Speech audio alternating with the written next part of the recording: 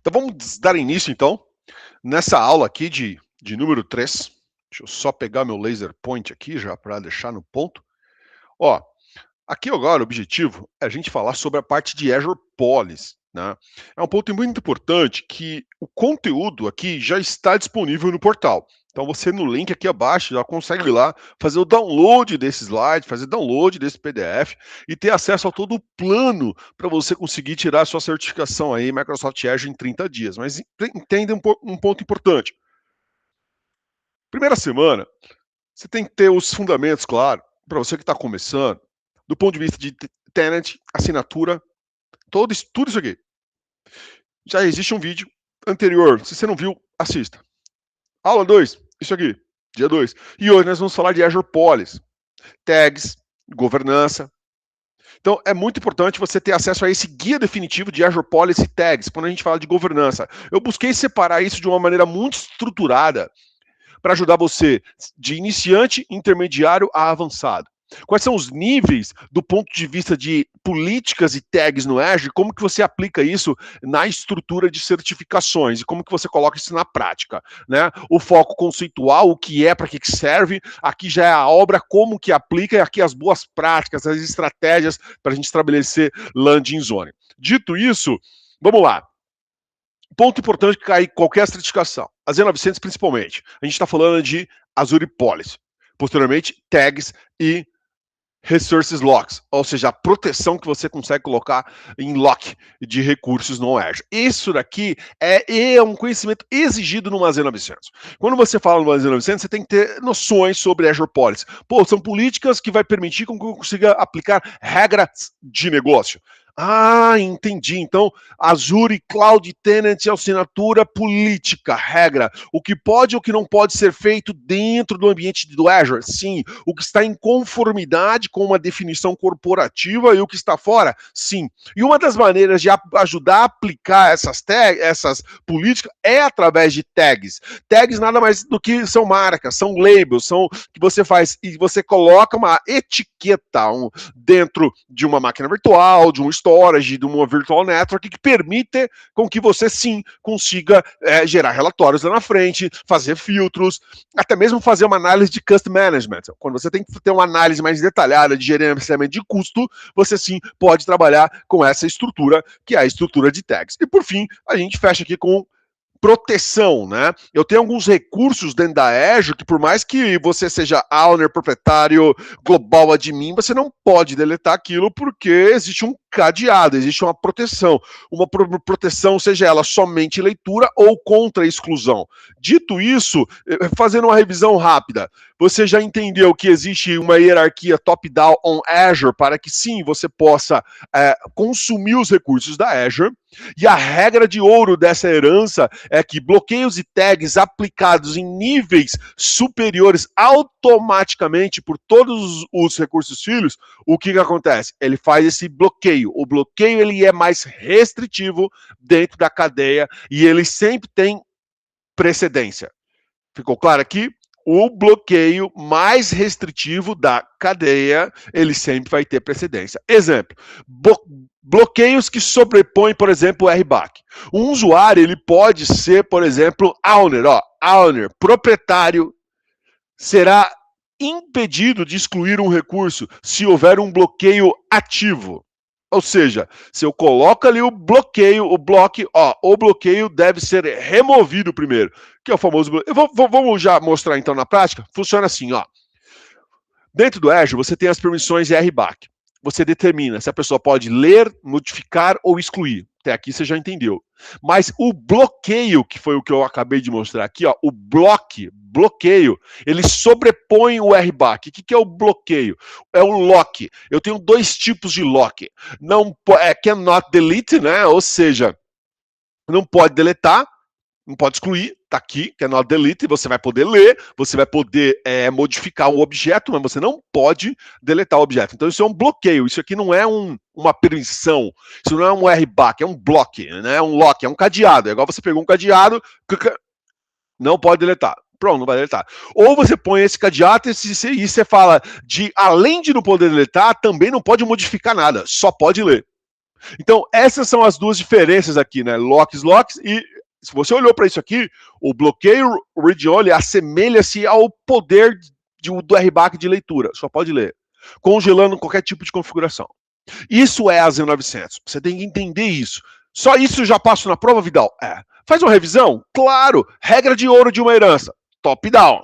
Né? A herança que você atribuiu aqui, ela é herdada para cá, daqui é herdada para cá, daqui é herdada para cá. Herança atribuída aqui, ela é herdada para cá, que é herdada para cá, é herdada para cá. Beleza. E a herança que é atribuída aqui, ela é herdada assim. Beleza? Até aqui, beleza. Então, tá fechado. Agora, a Z104 vai exigir que você consiga construir uma política. E para construir uma política, você tem esse JSON, que você tem o operador, que exige que é a condição que vai ser aplicada naquela política.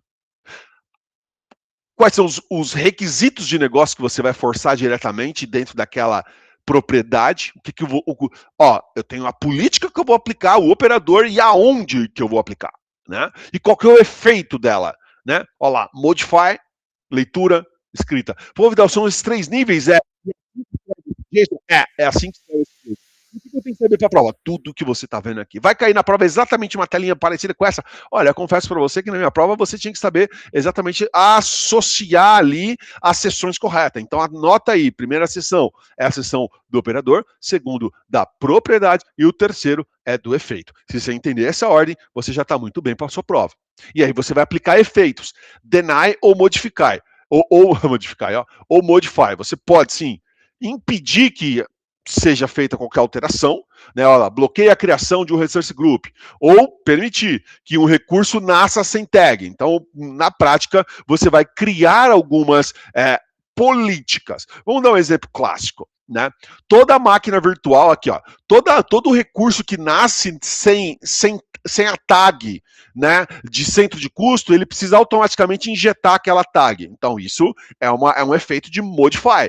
Né? Agora o contrário também, bloqueia a criação de qualquer resource group que não tenha a tag obrigatória de custo. Ou seja, se eu estou criando e ele não tem essa tag, ele não deixa criar. Ou seja, ele dá um deny. Agora eu posso aplicar uma outra política, que eu não estou bloqueando, eu estou modificando, através do quê? De uma automação de herança. Aqui impede, aqui automatiza. Então são tarefas de remediação que a gente pode aplicar a partir de políticas.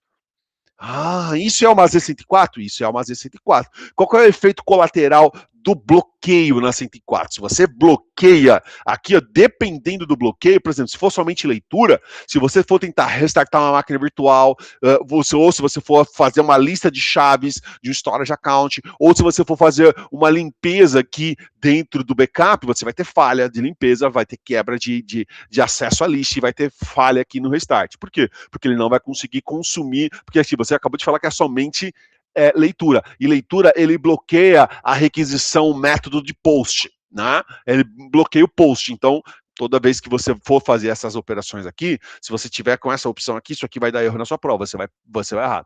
A resposta correta é que remova essa permissão. Porque o cadeado, ele é um cadeado mesmo. Deixa eu ver se eu tenho uma imagem de um cadeado aqui. Aqui, ó, cadê? Eu tinha uma imagem, aqui, ó. Não, eu tinha uma imagem bem legal de um cadeado, cadê? Aqui, ó. É um cadeado mesmo, ó. Tá vendo? É um cadeado, tá bom? Então, falei da Z104, da Z900, ó, propósito de políticas e tags. Aí falei do bloqueio, que você não pode deletar ou só pode ler. E aí falei da herança. Isso é a Z900. Vamos subir de nível para gerenciamento de escala? Ou bloqueia ou modifica dentro do JSON, na ordem do JSON. E o impacto operacional acaba tendo um impacto lá na ponta, porque ele impede as requisições de post. Então aqui é o conceito, aqui é a implantação. Vamos estudar um pouco agora as boas práticas de tags e políticas? Vamos sim. Quando a gente fala de boas práticas, a gente na taxonomia. O que é a taxonomia? A taxonomia nada mais é do que você definir uma governança de como que você vai atribuir tags no seu ambiente, né? O arquiteto, ele projeta tags corporativas que resolvem múltiplos cenários operacionais simultaneamente. Permite que você faça o quê? Você, na prática, vai ter uma tag de centro de custo e ali vai rastrear todo o centro de custo. Vai ter uma tag ambiente, dev, QA, homolog, produção, e ele vai fazer o rastreamento dessas tags, né? Faturamento, né? ou finanças, compliance, operações, tudo isso está inserido dentro desse ecossistema, dentro desse contexto. Uma vez que você entendeu isso, aí você fala, pô, legal, então eu tenho que definir um padrão? Sim, precisa definir um padrão. Me ajuda a definir? Esse padrão vai te dar o poder de resolver problemas de escala. Quando eu tiver dezenas e dezenas de políticas e dezenas e dezenas de centros de custos, se eu não tenho isso estabelecido, fica difícil fazer o gerenciamento. Então, a solução é agrupar essas tags, criar tags, criar estruturas. E o resultado é a simplificação dramática desse contexto. Uma vez entendido isso, a maneira de você fazer isso é através de landing zone. Então, por exemplo, eu tenho um ambiente de produção, eu tenho um ambiente de plataforma, eu tenho um ambiente de sandbox. Ou seja, landing zone. Essa é uma landing zone de produção, essa é uma landing zone de plataforma, essa é uma landing zone de sandbox. E aí eu tenho tudo isso abaixo de uma hierarquia maior, que é o Route Management Group, que permite com que eu consiga aplicar políticas no nível global, que são herdadas para todas as estruturas, e ainda permite com que eu consiga atribuir uma distribuição hierárquica de políticas distribuídas dentro desse ambiente. Uma vez feito isso, eu seto a política no escopo e determino ali aonde que eu quero que ela seja atribuída. Uma vez feito isso, eu consigo trabalhar com landing zone, é a boa prática para esse contexto. Então, fechando aqui, Azure Policy, Tags e Locks, conceito, implantação e design, né? Impõe regras, define o parsing aqui do JSON e faz o agrupamento da estrutura. Pô, legal. E as tags, metadados estruturados, chave e valor. Aqui cria automação e aqui cria o design. Aqui tá bloqueando aqui, ó, né? A estrutura de herança que anula o RBAC. O risco maior aqui é eu quebrar o acesso a uma máquina virtual quando eu tenho que fazer algum tipo de manutenção. E aí o posicionamento estratégico dentro dessa estrutura. Uma vez entendido isso, a gente conclui esse vídeo aqui e aí você precisa baixar esse material e fazer as suas anotações e seguir aqui do nosso desafio Microsoft Azure durante 30 dias, tá ok? Aqui, ó, a nível 3, a Z305 Design, tá aqui toda a estrutura. Você tem que criar uma taxonomia, você vai trabalhar com a escala e você vai sim trabalhar ali com a landing zone. É isso daqui. Então você sai de uma estrutura iniciante e chega numa estrutura mais avançada, chamada de landing zone. Isso é o papel do arquiteto. Esse é o dia a dia de um arquiteto cloud. Ele está olhando isso daqui, ó, governança, escala, iniciativas para poder fazer agrupamento de múltiplas assinaturas, tá, ok? Então vejo você já no próximo vídeo. Vamos ver aqui qual que é o tema do próximo vídeo. E não esqueça de baixar o download. Próximo vídeo vamos falar autenticação e proteção. Vamos falar aqui de acesso condicional, né? Conditional Access. Te vejo no próximo vídeo. Clica aqui, deixe seus comentários e faça o download do material. Acesse aqui o portal. Gratuitamente você acessa lá. Valeu, tchau, tchau.